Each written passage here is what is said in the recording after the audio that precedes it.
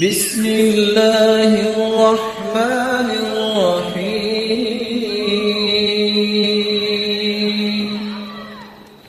آیت الکرسی اس قدر عظیم نعمت ہے، اس میں اعظم ہے، اور اس میں اعظم کے ساتھ دعا کی گئی، کبھی اللہ رد کرتے ہی نہیں ہیں۔ رسول اکرم صلی اللہ علیہ وسلم نے فرمایا من قرأ آیت الکرسی دبر كل صلاة مكتوبة لم يمنعه من دخول الجنة إلا أن يموت۔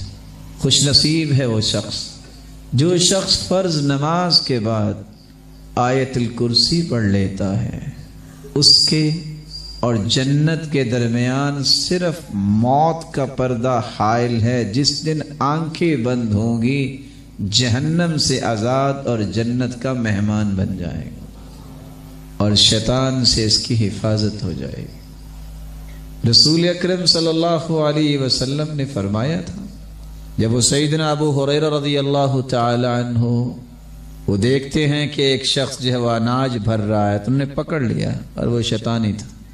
ایک دن، 2 دن، 3 دن کہتا آج چھوڑ دو، کل نہیں آؤں گا۔ پھر دوسرے دن آ گیا، پھر تیسرے دن آ گیا۔ کہا اچھا میں آپ کو ایک بات بتا دیتا ہوں، تم رات کو آیت الکرسی پڑھ لینا، میں صبح تک تیرے قریب نہیں آؤں۔ اللہ کے رسول نے فرمایا صدقک وہو کذوب، دنیا جہان کا جھوٹا ہے شیطان، لیکن یہ بات سچ بول گیا۔ اپنے بچوں کو اپنے پاس بٹھا کے صبح و شام ان سے آیت الکرسی سنو، چھوڑ دو ان باتوں کو کہ بچے پڑھ لیں گے۔